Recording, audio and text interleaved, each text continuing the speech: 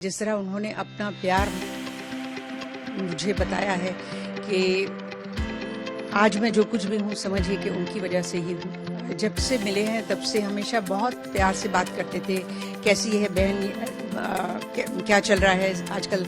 मेरे husband painter हैं तो उनके बारे में पूछते थे। जब उन्होंने मुझे पूछा था कैसी है बहन, उस दिन से लेके आज तक मैं उनकी ज़बरदस्त फैन भी हूँ और को तब से मैं रेगुलर राखी बांधती हूँ। ये तो याद ही नहीं है कि कितनी राखी हो गई, लेकिन बहुत ज़्यादा हो गई। तकरीबन 38-39 साल हो गए हैं तब से हमारी उनसे पहचान। रक्षाबंधन से पहले एक सवाल सोशल मीडिया और लोगों के बीच चर्चा में था कि क्या प्रधानमंत्री नरेंद्र मोदी की पाकिस्तान में जन्मी मुस्लिम बहन कमर मोहसिन शेख ने क्या इस बार भी उन्हें राखी भेजी है? तो जवाब है हाँ। पाकिस्तान की कराची में जन्मी कमर शेख पिछले 30 साल से प्रधानमंत्री नरेंद्र मोदी को राखी बांधती आ रही हैं और इस बार भी उन्होंने अपने हाथों से ओम और गणेश जी वाली डिजाइन की 4 राखियां तैयार की और उन्हें प्रधानमंत्री को भेज दिया। वहीं 5 अगस्त को हमारे विशेष संवाददाता अतुल तिवारी से बातचीत में कमर मोहसिन शेख ने पुरानी यादें साझा की। उन्होंने बताया कि वे हर साल राखी खुद बनाती हैं और जो पीएम मोदी को सबसे ज्यादा पसंद आती हैं, वही उनकी कलाई पर सजती हैं। हालांकि इस बार व्यक्तिगत रूप से राखी बांधने नहीं जा सकी हैं।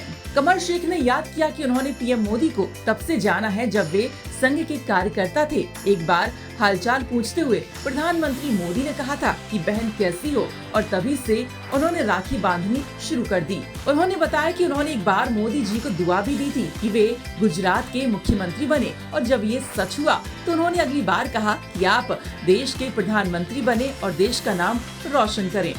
कमर शेख गर्व से कहती हैं कि उनकी दुआ अब तीसरी बार सच हो चुकी है। पिछले साल की तरह इस बार भी वे दिल्ली नहीं जा पाई हैं, लेकिन उनकी राखियां और दुआएं हमेशा की तरह प्रधानमंत्री तक जरूर पहुंच गई हैं। 9 अगस्त के दिन पूरे देश में रक्षाबंधन का पर्व मनाया जाएगा और इस दिन बहन अपनी भाई की रक्षा के लिए राखी बांध के पूरे देश में रक्षाबंधन का पर्व मनाती हैं। हमारे साथ कमर मोहसिन शेख मौजूद हैं जो कि पाकिस्तान में जन्मी हैं, लेकिन पिछले 30 से अधिक सालों से प्रधानमंत्री नरेंद्र मोदी को भाई मानकर राखी बांधती आई हैं।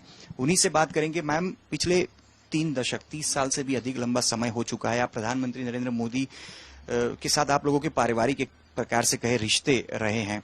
इस बार भी राखी आपने तैयार की है। क्या विशेषता इस बार की राखी में और किस तरह की तैयारी, क्योंकि पिछले कई सालों से राखी बांध रहे हैं, फिर रक्षाबंधन आ चुकी है। जी।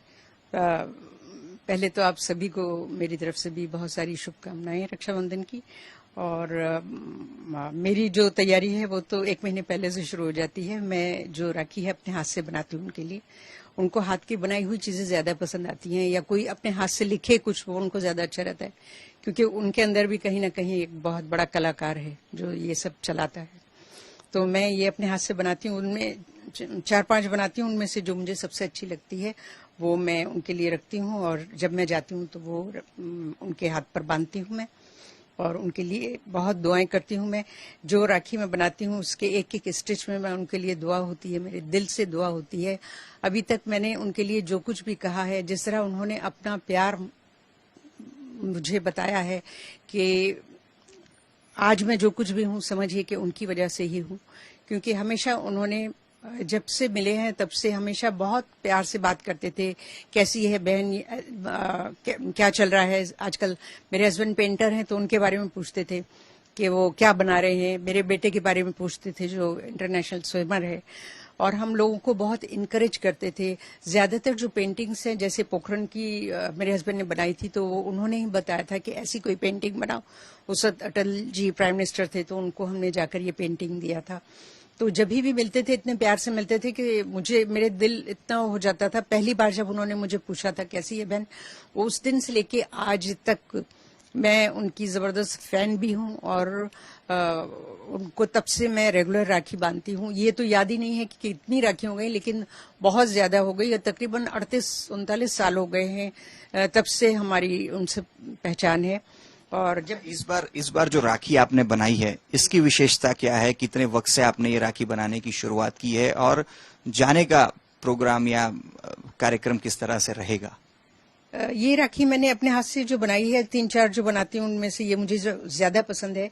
तो बस यही राखी इंशाल्लाह अगर उन्होंने बुलाया, 1-2 दिन पहले ही हमको पता चलता है कि हमें जाना है, वहां से कॉल आता है। अगर कॉल आ गया तो मेरी खुशनसीबी होगी कि मैं उनको अपने हाथ से जाके बांधूंगी, और अगर नहीं आ पाया तो फिर मैं उनको पोस्ट कर दूंगी ये राखी। अच्छा, 2023 में आप खुद गए थे और राखी प्रधानमंत्री की कलाई पे आपने बांधी हुई थी, लेकिन कब से आप ये राखी बांध रहे हैं? क्योंकि 1981 के बाद से आप लगातार भारत में रह रही हैं, आपका जन्म कराची पाकिस्तान में हुआ। इसके बाद से किस तरह से प्रधानमंत्री के साथ आप संपर्क में आए? क्योंकि 81 से आप लगातार यहाँ पे पिछले हम कहे तो करीब 45-46 सालों से आप भारत में रह रहे हैं, लेकिन किस प्रकार से प्रधानमंत्री के साथ आपका संपर्क हुआ और ये रिश्ता जो है वो भाई बहन में बदल गया? जी, आपको मैंने बताया कि मेरे हस्बैंड आर्टिस्ट हैं, चित्रकार हैं, तो हम पेंटिंग के एग्जीबिशन के सिलसिले में दिल्ली जाना आना और सब जगह होता था।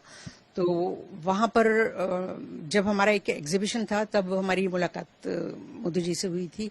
उस वक्त वो कार्यकर्ता थे, संघ में थे। तभी से उन्होंने पहली बार मुझे पूछा था कैसी है बहन, तो तब से उन्होंने जो प्यार से बात की थी, तो तभी से मेरा कोई वैसे सगा भाई नहीं है, बहन नहीं है, कोई नहीं है, मेरे फादर नहीं है। तो फिर तब से मेरे दिल में आया कि मैं इनको राखी बांधूं। और राखी का जो है मुझे बहुत पसंद था। जब मैं आई थी, कराची से आई थी और यहाँ पहली बार मैंने राखी देखी थी, तो मैं सबसे पूछती थी कि ये क्या है, क्या होता है। इतने अच्छे रंग बिरंगे सब दिखते थे और हर जगह राखी ही राखी दिखती थी। तो मुझे पता लगा कि भाई को बांधते हैं, तो तब से मैं ये राखी जो है उनको बांधने लगी। और मेरे हस्बैंड का पेंटिंग का जब भी एग्जीबिशन होता था, दिल्ली में होता था, तो दिल्ली हम जब भी जाते थे तो हम उनको पेंटिंग दिखाते थे। वो बहुत पसंद करते थे मोहसिन की पेंटिंग्स। तो जब पोखरण का बनाया था तो अटल जी के पास मोदी जी ही लेकर गए थे। ये हमारी जिंदगी का सबसे यादगार मैं समझती हूँ वक्त है कि मोदी जी हमको अटल जी के पास लेकर गए और पूरे हिंदुस्तान के फ्रंट पेज पर वो फोटो आया था। और आज भी मेरे पास वो सब सेफ हैं कि रखे हुए हैं मैंने। उसके बाद इन्होंने टेररिज्म के ऊपर बनाए पेंटिंग्स, उसके बाद इन्होंने कारगिल वॉर पर बनाए। सभी का एग्जीबिशन दिल्ली में हुआ और हमें जब तक वो दिल्ली में रहे तब तक मुलाकात होती रही। फिर मैंने एक बार उनको वहां जाके जो बांधी थी राखी, तो मैंने उनसे ये कहा था कि भैया मैं आपके लिए दुआ करती हूँ कि आप गुजरात के सीएम बने। तो उन्होंने कहा अरे क्या कहती है, मुझे तो यही काम अच्छा है मेरे लिए। और इत्तेफाक की बात है कि इलेक्शन हो गए और वो सीएम बने। तब मैं पहली बार जब सीएम बने और राखी बांधने के लिए उनको गई, तो मुझे कहते हैं देख तेरी दुआ कबूल हो गई। मैंने कहा जी भैया। बोले अब क्या दुआ करेगी? मैंने कहा मैं दुआ करती हूँ कि आप हिंदुस्तान के पीएम बने। और हर वक्त में सच में जब भी होता था मेरे दिल में यही ख्याल रहता था कि इतने अच्छे इंसान है, अगर ये हिंदुस्तान के पीएम बनेंगे तो और भी ज्यादा सब लोग वो करेंगे। और उनकी काबिलियत से बने हैं, सब कुछ उनका है, लेकिन मुझे ऐसा लगता है मेरी दुआ कबूल हुई और वो पीएम भी बने।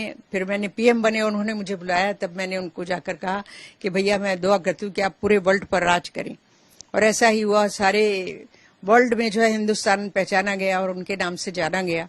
तो बस मैं हर वक्त उनको यही, उन्होंने बड़ी मुश्किल हालात में हिंदुस्तान में काम जब वो पीएम बने और किया है, तो हर वक्त मैं यही दुआ करती रहती थी कि जिस तरह वो काम कर रहे हैं अल्लाह उनको कामयाब करे हर चीज में, और हर मुसीबत से वो आसानी से बाहर आए हैं। और आज भी जो कुछ हो रहा है, मैं अभी भी यही दुआ करूंगी उनके लिए कि उनकी सारी मुश्किलें आसान हो, उनके कामों को आसान करे अल्लाह, और भगवान उनके कामों को आसान करे और वो इसी तरीके से आगे बढ़ते रहें, उनकी सेहत अच्छी रहे और वो हिंदुस्तान का इसी तरीके से काम करते रहें जैसे आज कर रहे हैं। खास करके बहुत लंबा वक्त हुआ है, जब भी आप राखी बांधने जाते हो या जब भी आप उनका आपके साथ आमना सामना भी हो जाता है, क्या बातचीत होती है आप लोगों की? क्योंकि बहुत ही बिजी शेड्यूल रहता है प्रधानमंत्री जी का, उन तक पहुंचना मुश्किल होता है, लेकिन एक रक्षाबंधन का वो दिन आता है जब एक बहन अपने भाई तक पहुंच जाती है और पूरे देश में एक ये चर्चा होती है कि एक बतौर मुस्लिम महिला आप उन्हें भाई समझती हैं और प्रधानमंत्री नरेंद्र मोदी एक मुस्लिम महिला से हाथ में राखी बंधवाते हैं, लेकिन बातचीत क्या होती है आप लोगों की? सबसे ज्यादा तो ये कि मैं अपने आप को खुशनसीब मानती हूँ कि वो सीएम बने तब भी और आज पीएम है तब भी वो जब बुलाते हैं और मैं जाती हूँ तो हमेशा बहुत अच्छे से बात करते हैं। ज्यादा टाइम तो नहीं होता है उनके पास, लेकिन फिर भी वो मेरे बेटे के बारे में पूछते हैं कि बेटा क्या कर रहा है, वहाँ क्या क्या क्या पढ़ाई की उसने, क्या कर रहा है, काम कर रहा है। मेरे हस्बैंड के बारे में पूछते हैं कि आपने क्या बनाया है और अब क्या बनाने वाले हैं। तो हम मतलब वो इतना पूछ लेते हैं कैसे हैं और सब पूछते हैं, बस इससे ज्यादा और क्या चाहिए है। और उनका आशीर्वाद रहता है हमारे ऊपर, तो बस ये हमारे लिए बहुत है। अच्छा, इस बार जब आपकी राखी प्रधानमंत्री की कलाई तक पहुंचेगी, क्या दुआएं रहेंगी? क्योंकि आपने अभी कहा कि बतौर कार्यकर्ता थे, सीएम बने ऐसी दुआएं दी, बन गए पीएम बने ऐसी दुआएं दी, तीसरी बार पीएम बन चुके हैं। अब आगे क्या इच्छा है एक बहन की भाई के लिए? हाँ, अभी भी मेरी यही दुआ रहेगी कि सबसे ज्यादा जो आजकल वो मुश्किलों में है, तकलीफों में है, वो सब उनके लिए जल्द आसान हो जाए और हमेशा इसी तरीके से वो हिंदुस्तान को आगे बढ़ाते रहें। और दुआ करती हूँ कि चौथी बार भी वो पीएम बने। चौथी बार भी पीएम बने, ये दुआ एक बहन की तरफ से प्रधानमंत्री नरेंद्र मोदी के लिए है। लेकिन कमर मोहसिन शेख की बात करें तो कराची पाकिस्तान में उनका जन्म हुआ, लेकिन 1981 में उनकी शादी हुई मोहसिन शेख से। उसके बाद वो भारत में रहने लगी और गुजरात में जब से वो हैं, लगभग हम कहें 1986-87 से लगभग प्रधानमंत्री नरेंद्र मोदी जब बतौर संघ में एक कार्यकर्ता के तौर पर कार्यरत थे, तब से प्रधानमंत्री को जानती हैं। और अब तो लगभग 30 से भी ज्यादा साल हो गए हैं जब लगातार वो प्रधानमंत्री नरेंद्र मोदी के लिए राखी बनाती हैं और उनकी कलाई पे राखी बांधती भी हैं। अहमदाबाद से यूपी तक के लिए अतुल तिवारी की रिपोर्ट।